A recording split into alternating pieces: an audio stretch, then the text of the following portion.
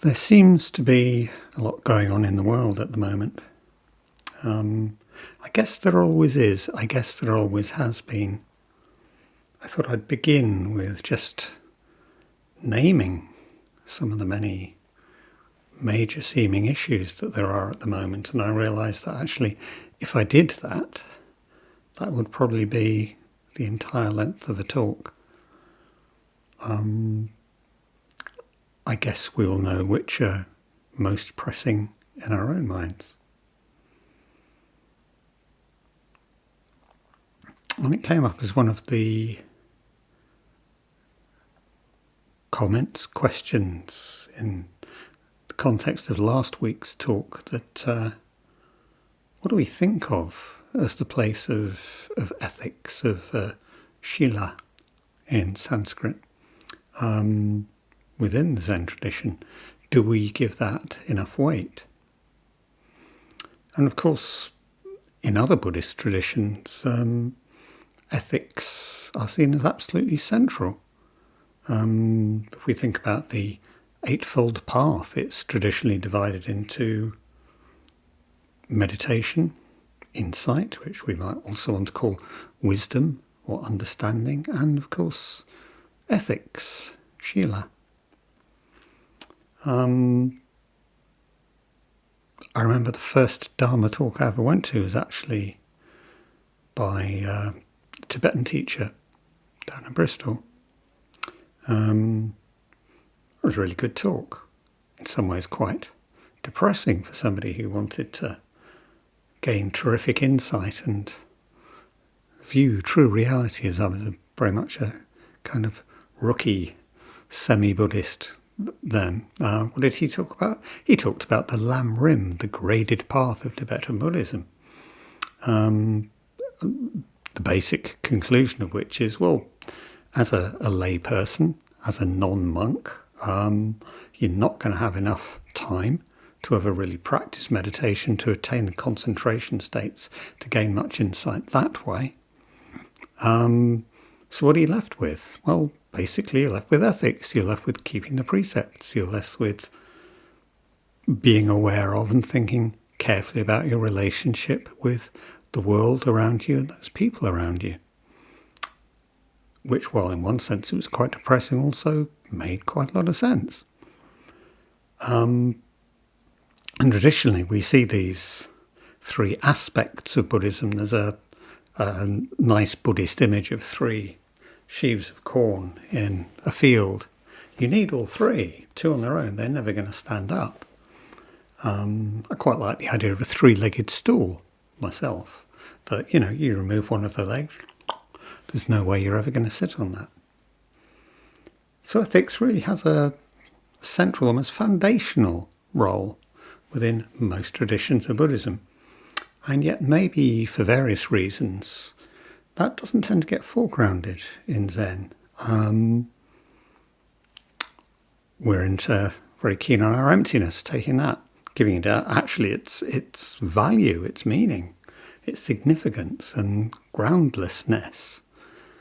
How are we ever going to find an absolute? How are we ever going to find a right or wrong when we're suspicious of words?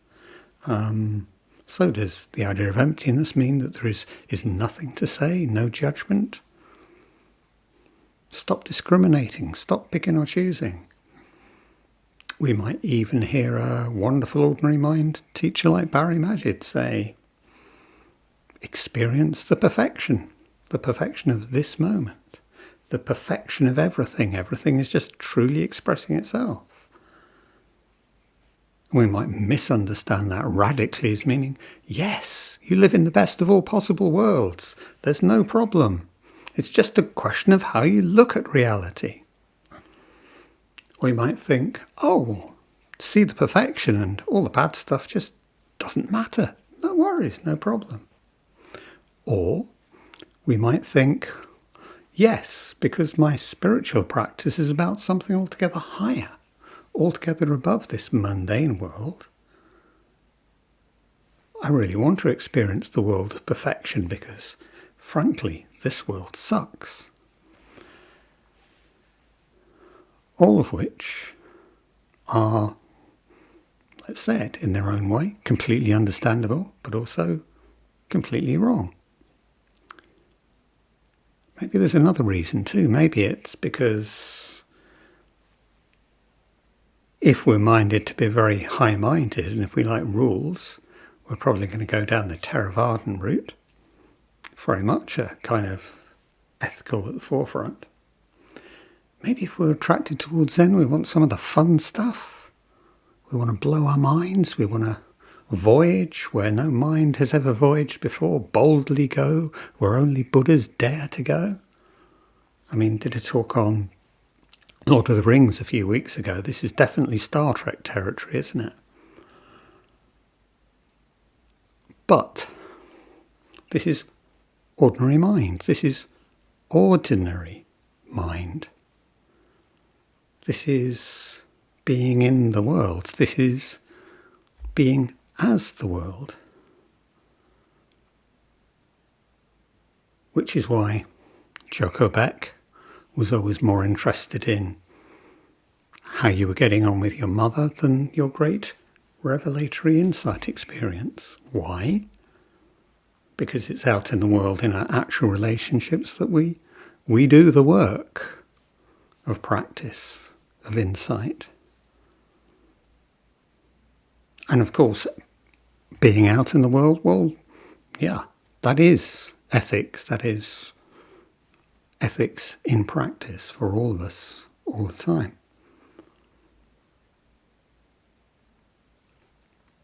And of course, Joko Beck, well, you can read all her books and she won't really mention ethics and she won't even really mention the precepts. But as Barry says, she was never really teaching about very much other than the precepts, the ethics of Zen.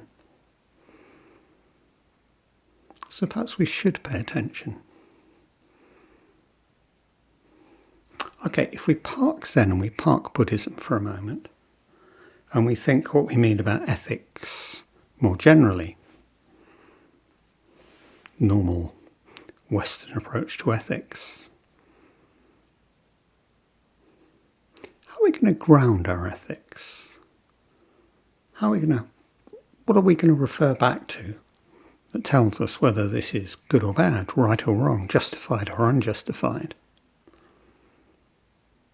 Well, obviously, in a lot of traditions, we're going to refer back to God. God told us that it should be this way, not that way. And then, following on from the 18th century, we get the Enlightenment and the idea that no, reason will guide us.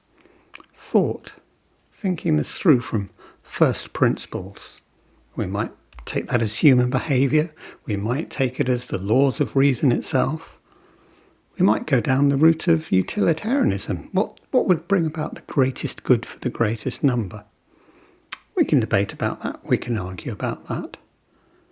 But we're trying to move towards something which is objective, something which is absolute in that sense, universal.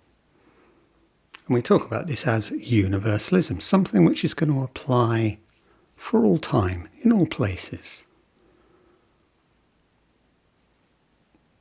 And of course we know that our best efforts towards that ended up in, it's the old white guys that have sorted this out, know the answers for this.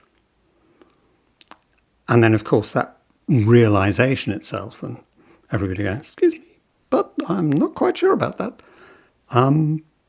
We move to a position of, scoot over to the other side again, relativism.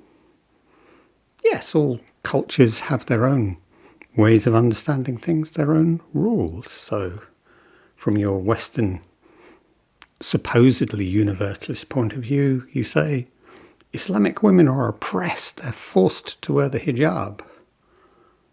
And then some of those Islamic women might come back and say, well, no, this is how we understand our way of being in the world. And actually we object to the forced sexualization of Western women. So what are we going to do with that? Well, I say, okay, these are just relative, they're just different, equally valid. Or we could use this to open up a whole range of interesting conversations. And if we take relativism to its ultimate point, then we come with pure subjectivism, don't we? Nobody's going to tell me what to think. Nobody's going to tell me how to decide. I'll make up my own mind. And then we get to the position of the kind of total cliche of what people are supposed to say about art. I don't know much about art, but I know what I like. I don't know much about ethics, but I know what I like. Oh, well, it's all, make it up as we go along. It's just what I think.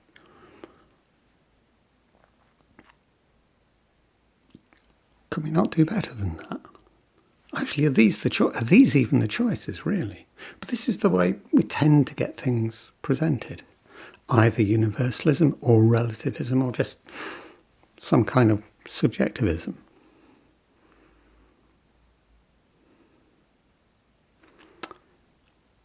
And in the current political climate, and this is the same whether we talk about the UK or the United States or the European Union or Russia or so many other places, we talk about political polarization, about extremes, and we talk about the sensible middle ground. That sounds pretty good to Buddhists, doesn't it? We're used to the middle way.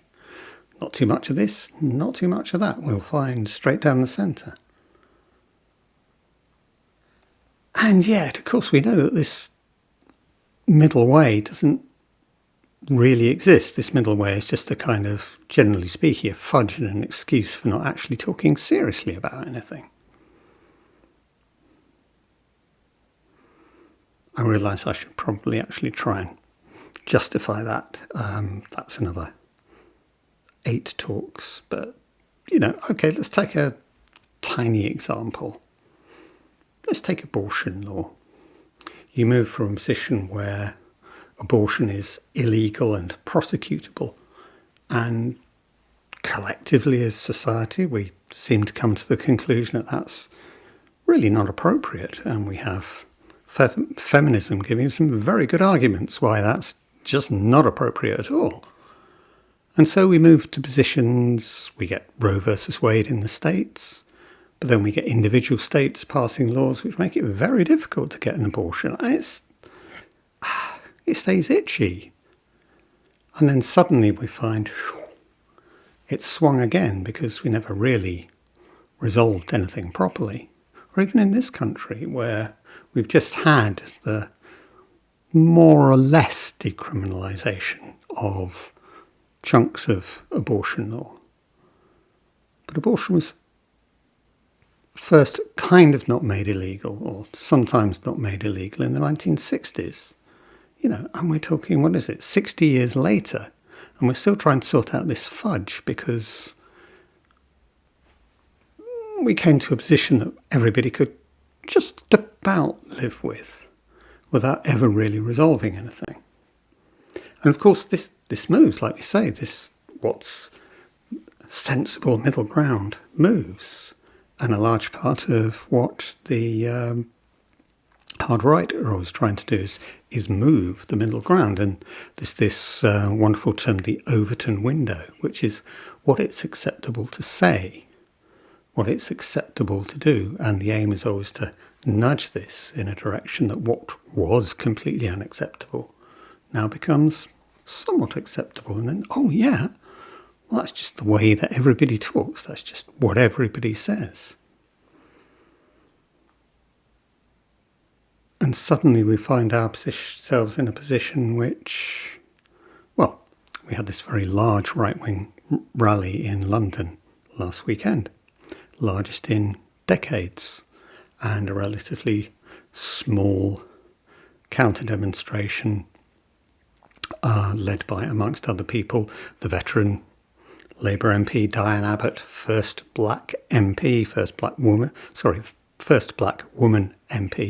first elected, I think, in 1987, continuously in Parliament since then, who's had to endure every kind of racism, misogyny, and bigotry that, exists. A couple of years ago, it came out that a prominent Conservative donor had said she should be shot. Somebody should shoot Diane Abbott, for which, well, nothing happened. This was okay. She said at the counter demonstration, this was the first time on a demonstration of her many hundreds that she had felt physically threatened, because it was that worrying.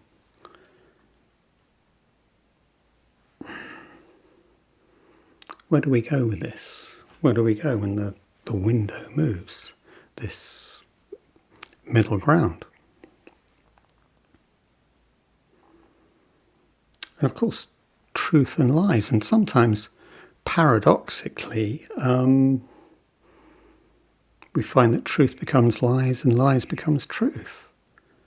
Take, for example, Donald Trump's decision to rename the Department of Defense the Department of War. I mean, that's the most worrying, appalling thing. And yet, of course, in this particular instance, what he's doing is telling the truth. Because the US Department of Defense, like every Department of Defense, is actually a Department of Offense. It's a Department of War. 1 million dead Afghans and Iraqis can testify to that. 2 Gulf Wars, the invasion of Afghanistan, little episodes like the invasion of Panama, major episodes like the Vietnam War. This is not in any meaningful sense defence, and the United States is completely non-unique in that sense. What we like to call the defence industry is entirely concerned with making weapons to kill people, often many, many, many, many people. So in this particular instance, what we're doing is just stripping out the obfuscation, stripping out the lies. And we know we've come to expect the politicians of the middle ground to tell us nothing but lies. I may disagree with Keir Starmer, Prime Minister of the UK, may agree with his policies, disagree with his policies, but this man is no idiot. And yet, of course, in public he has to say, why does he have to say? Donald Trump, great guy, family man, great values.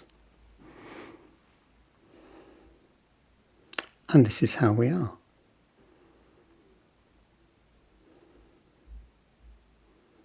But let's come back to this idea of war and defence. Take it for granted there's a threat and we have to increase defence spending to manage this threat. Why are there borders which need defending?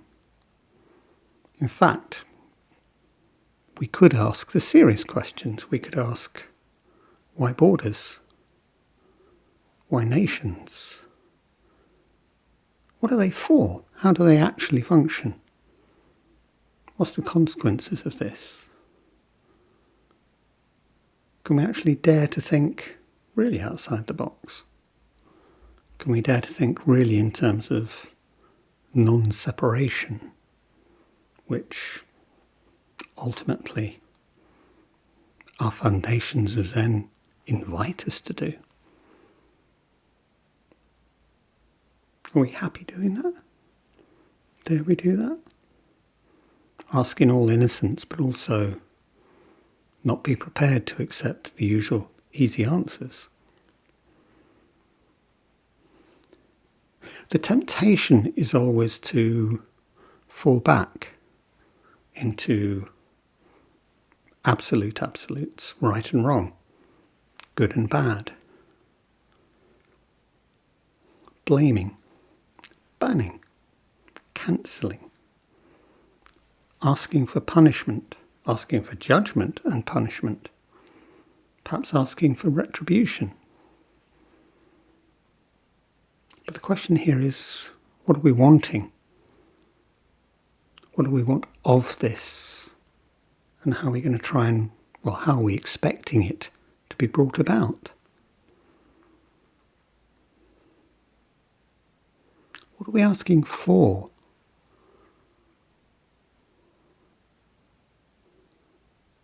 Ultimately, it all relies on what I'll call the man with the gun.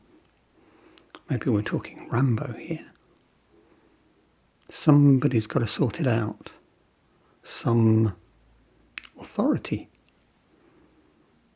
And what commands authority in our world? Back to the Department of War. Guy with a gun, whether that's National Guard on the streets of Washington or whoever, wherever. Can we think differently? Can we think otherwise than this? Can we think other possible strategies?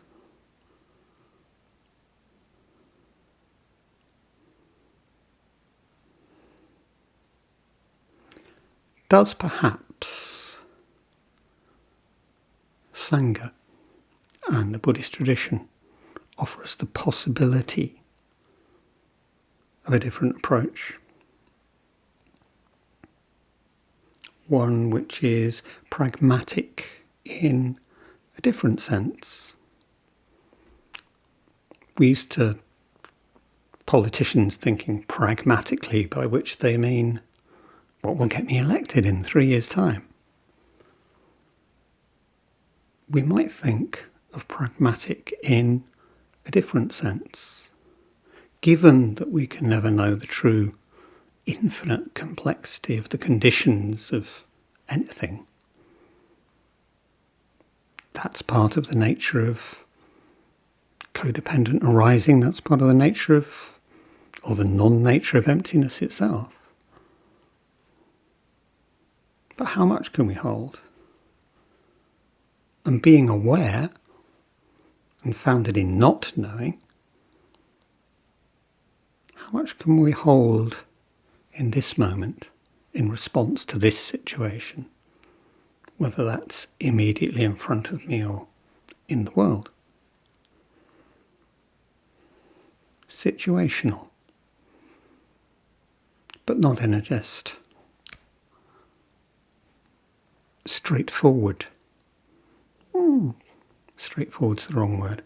A kind of reflex response, but in a kind of how much of the world, how much of the causes and conditions of this situation can I hold and respond appropriately? And we can think actually about, the best we know about early Buddhism here. We know that although the precepts for the monks eventually got elaborated into a kind of 200 odd rules in a definite fixed code, that's not how they started. They weren't like the 10 Commandments given, this is what you do. They were, according to tradition, improvised by the Buddha as situations arose. So-and-so's done this. This has happened. What do we do? How do we respond? Like this. And then we take that forward. And that's always a response out of the whole situation. And a response which, if it needs to, could be modified, adjusted, changed. Situational in that sense. And of course, if we take the precepts,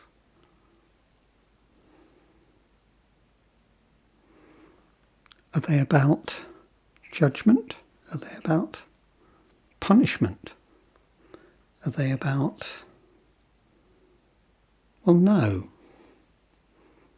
The key thing about the precepts, and the key thing which, even the role which they fulfill in the monastic tradition, is they are about honesty. They're about self-honesty and mutual honesty.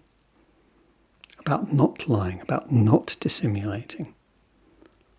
The traditional recitation of the precepts is either just fortnightly or sometimes just for new moon or following the lunar phases, a confession before the Sangha of precept violations, which might be major or might be minor.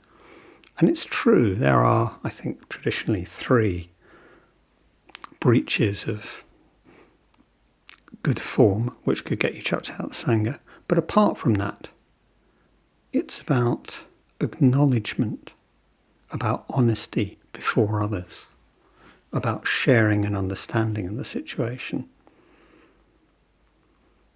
And I thought, actually, there's an interesting modern correlation here, which is the way that major improvement in airline safety was made when change from a culture of responsibility, a culture of blame, you make a mistake, oh, okay, let's punish you for it, to one where aircrew were invited to freely share anything they'd done with the sole idea of actually, well, how do we improve practice? How do we stop anybody ever making that mistake again?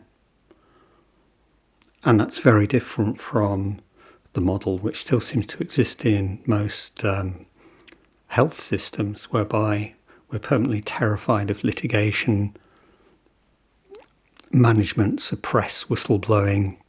You know the deal. It's all about responsibility.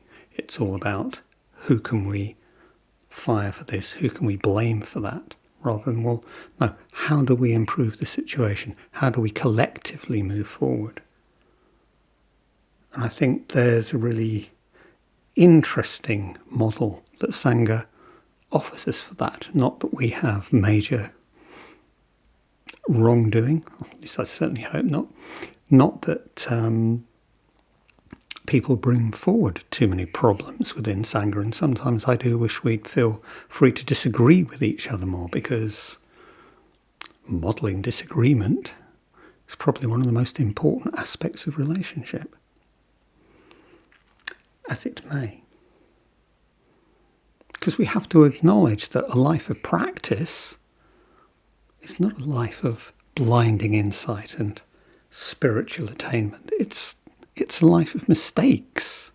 A life of practice is absolutely a catalogue of just becoming aware of where we mess up, where we fail, where we want to come back and change things. And if we think of the violence which we see and which we find all around ourselves in the world, and the alternative to that, very strong within the Buddhist tradition and actually Indian traditions generally, ahimsa, non-violence, or actually maybe we could even translate that as anti-violence. Meeting violence. How do we meet violence?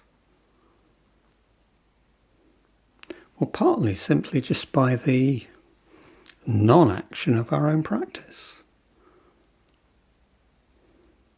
Daring to sit in zazen with whatever is present to us, whatever emotion, whatever thought, and not jumping off and not rushing out and not going and shouting at somebody for about whatever is bugging us. And that's one important aspect. But of course that's not enough to address our bearing witness in whatever way we do it. It's part of our practice. And that bearing witness may take the form that it took for Gandhi and the Indian independence movement, might take the form that it took for the American civil rights movement. I still love the idea of good trouble. But good trouble, but not hate, not separation, allowing difference to be difference. how do we learn to differ without shouting for the man with the gun, or without taking the gun ourselves? How do we meet each other? In friendship or even in opposition, without asking for that, without resorting to that. Well, here's some thoughts. Well, talk more next week.